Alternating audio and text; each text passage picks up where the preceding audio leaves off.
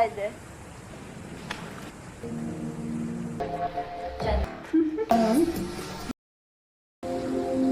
What the hell are you doing? Pasok nyo, ha? Sino ka? Hai bos, gimana kabarnya? Semoga kalian semua dalam keadaan sehat dan bahagia ya. Coba pesan dulu dong di kolom komentar yang nonton dari mana aja nih. Kita pengen kenal lebih dekat sama kalian semua. Ya ngomong-ngomong, ternyata masih banyak yang nonton tapi belum pencet tombol subscribe loh. Baru 1,9% dari penonton yang udah subscribe.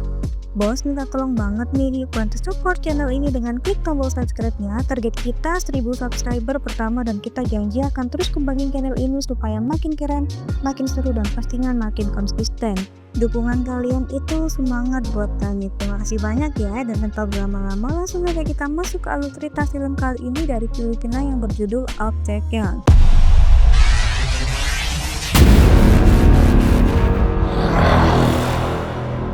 Di awal film, kita dikenalin sama Erin, seorang mahasiswa yang dipanggil ke ruang konseling di salah satu kampus di Filipina. Then I will sit top of again if I want to.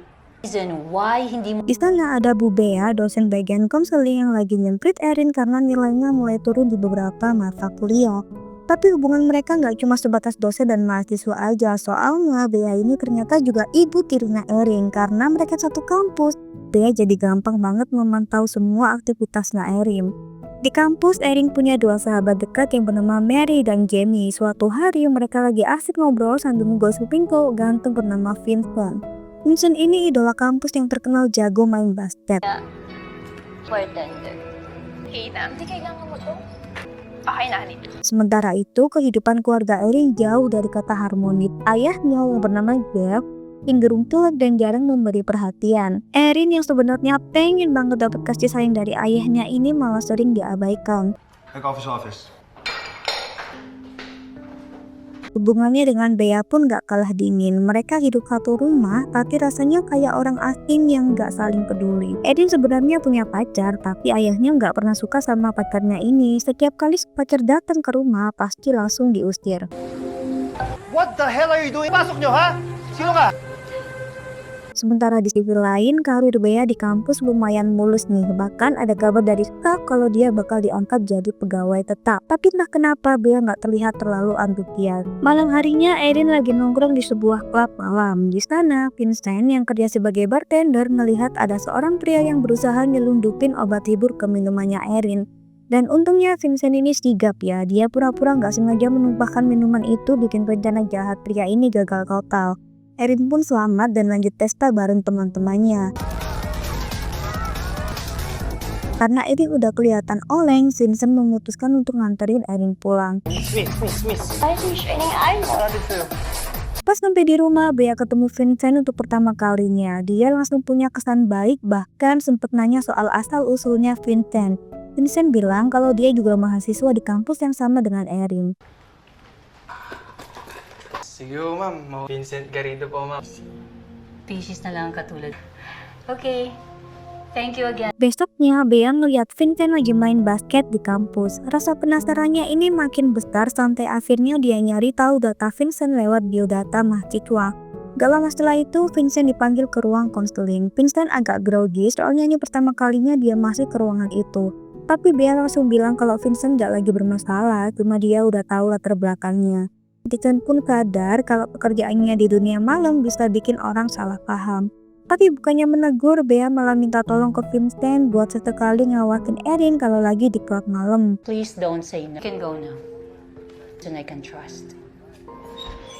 Malamnya, Erin pergi ke klub bareng pacarnya dan sayangnya pacarnya malah ninggalin Erin yang udah setengah mabuk. Melihat itu, Vincent langsung menghampiri dan lagi-lagi nganterin Erin pulang dengan selamat. Ako na mag-drive. Drive my car. Suatu hari, Dea mencoba memperbaiki hubungan keluarganya, tapi sayang banget usahanya nggak membuahkan hasil. Baik Erin maupun Jess tetap cuek dan nggak menunjukkan perubahan apapun. Lama-kelamaan, Erin mulai sadar sama perhatian yang selalu tentang Kasdi. Sampai suatu kali di perpustakaan ada momen di antara mereka yang bikin hubungan itu jadi makin dekat.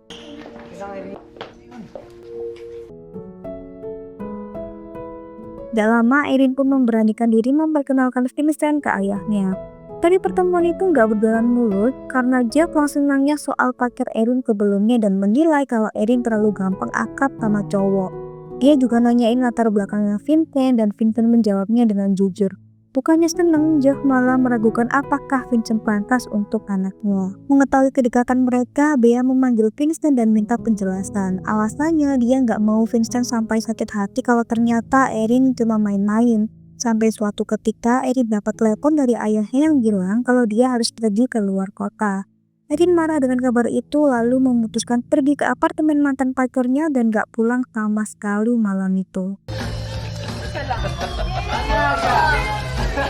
Sementara di tempat lain, Vincent ketemu Bea di sebuah hotel. Niat awalnya sih mau nanyain soal keberadaan Erin, tapi malah nemuin Bea dalam keadaan terluka. Vincent pun langsung nunjukin kepeduliannya dan Bea merasa nyaman dengan sekitarnya Vincent.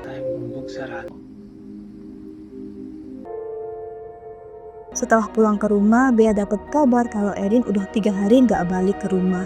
Dia coba hubungi Jeff, tapi ponselnya mati. Akhirnya Bea minta bantuan Vincent buat nyari Erin. Gak butuh waktu lama, Vincent berhasil menemukan Erin dan ngajak Bea buat sama-sama ke apartemen mantan pacarnya si Erin ini.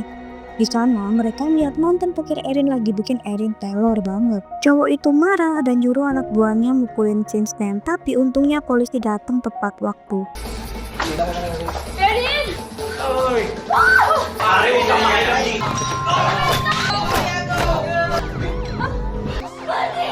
Di sisi lain, Jeff yang baru pulang dengar kabar dari temannya Bea soal ada mahasiswa yang terlibat kasus. Saat Easton ngecek ponsel Bea, Jeff malah menemukan foto dan video yang gak pantas antara Vincent dan Bea. Dari situ nih, Jeff mulai curiga kalau Bea selingkuh sama pacar anaknya.